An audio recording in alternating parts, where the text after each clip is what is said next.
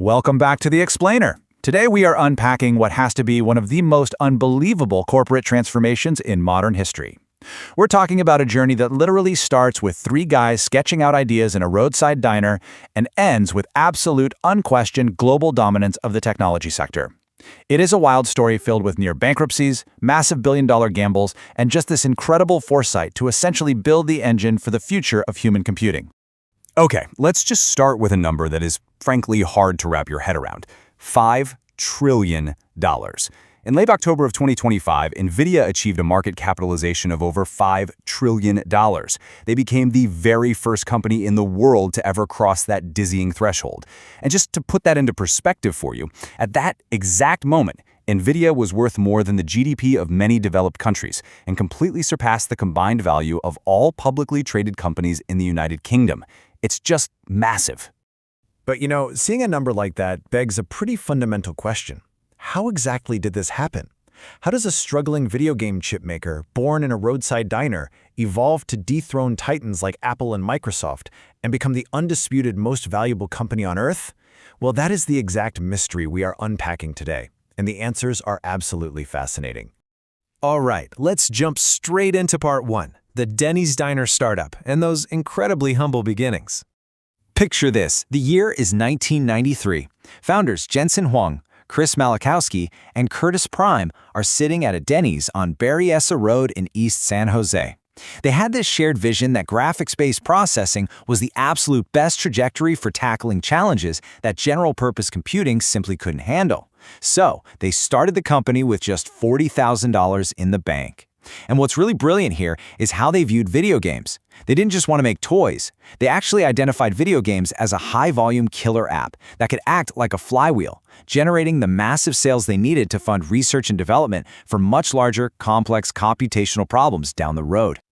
But look, early startup life was incredibly brutal. Their very first graphics accelerator, the NV1, completely failed to gain market traction because it used different technology than the standard Microsoft had chosen.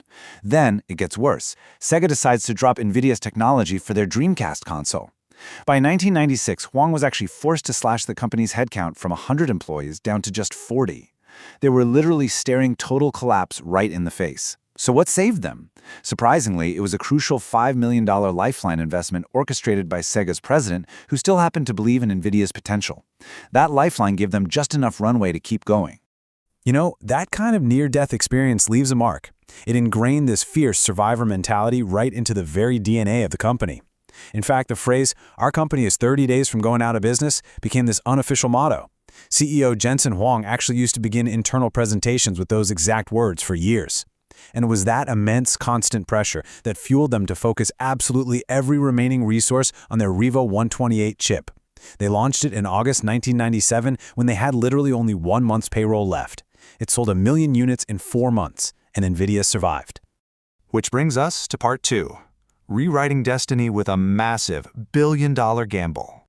So, in the early 2000s, NVIDIA makes a massive pivot. They invested over $1 billion into developing something called CUDA. Now, CUDA was a software platform that allowed their graphics processing units, or GPUs, to run massively parallel programs. Basically, they unlocked the GPU to do so much more than just render video game polygons. They allowed it to process incredibly complex general-purpose scientific and mathematical computations. It was a huge leap of faith at the time. By building this software layer, NVIDIA essentially created a sleeping giant. They built an impenetrable moat. Think about it. Programmers and researchers started learning CUDA, they started writing their applications on CUDA, and because CUDA only runs on NVIDIA hardware, well, NVIDIA completely locked in a generation of developers. It's the invisible code foundation that makes the modern AI you use every single day actually work. This early software investment is the exact reason why, years later, NVIDIA would command over 80% of the market for training and deploying artificial intelligence models. Moving on to part three, powering the AI revolution. Or, as I like to think of it, the giant finally wakes up. Fast forward to 2009. The tech world experiences this literal Big Bang moment for deep learning. Researchers suddenly discovered that combining neural networks with NVIDIA GPUs increased computing speeds by about 100 times. That is a game changer. NVIDIA instantly capitalized on this. They started building DGX deep learning supercomputers, which are basically AI factories in a box, and began seeding early versions to companies like OpenAI. Before long, NVIDIA's hardware, paired with that CUDA software, became the undisputed engine powering the entire global generative AI ecosystem. And the transformation was absolute. By 2025, compute and networking, which is their data center and AI business, made up a massive 89% of their revenue. Graphics, the roots that started the whole company in the first place, that shrank to just 11%. NVIDIA had completely transcended its origins to become the enterprise networking powerhouse of the modern age. All right, let's look at part 4. Becoming a $5 trillion titan during this unprecedented boom. Honestly, the sheer speed of NVIDIA's valuation growth is enough to give anyone vertigo. They hit the $1 trillion mark in 2023.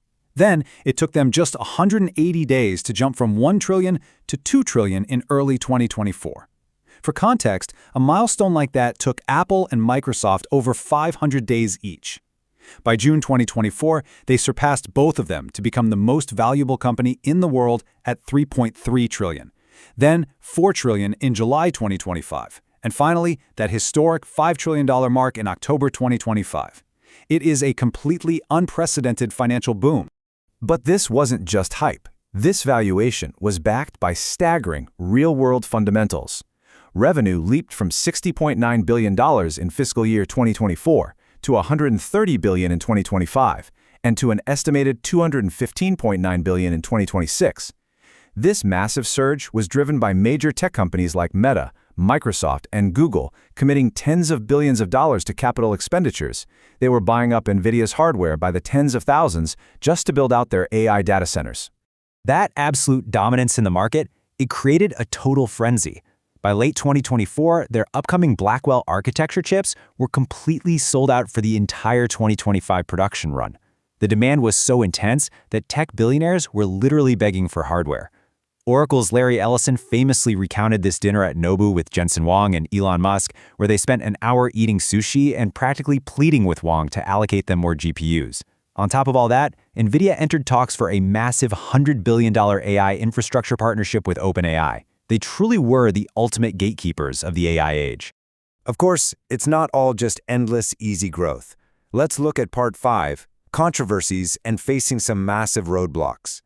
As AI became a literal matter of national security, the U.S. government placed strict export restrictions on advanced microchips to China. NVIDIA had to comply by altering its hardware, creating the H20 chips specifically for the Chinese market. Now, the unrestricted H100 has nearly 2,000 teraflops of computing power, while the export-compliant H20 was heavily throttled down to just 296 teraflops. Eventually, in August 2025, Chinese government directives warning against purchasing the processor led NVIDIA to order suppliers to halt production of the H20 altogether, which heavily disrupted a market worth billions. Plus, when you get that big, you attract serious legal scrutiny. The Department of Justice opened antitrust investigations into NVIDIA's influence in the AI industry. They also faced lawsuits alleging that they scraped massive amounts of data from YouTube and shadow libraries like Anna's Archive just to train their AI models. And even before that, they had to pay a $5.5 million SEC fine for failing to properly disclose exactly how much of their gaming chip revenue was actually coming from cryptocurrency miners. When you are the biggest company on Earth, you operate under a microscope, for sure.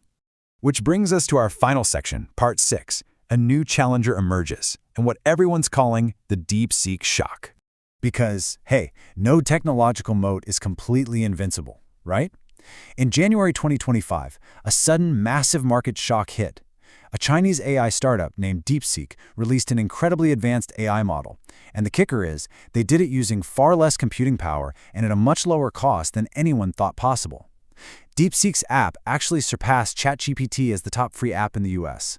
This single event shook global investor confidence so violently that NVIDIA suffered a $600 billion loss in market capitalization in a single day.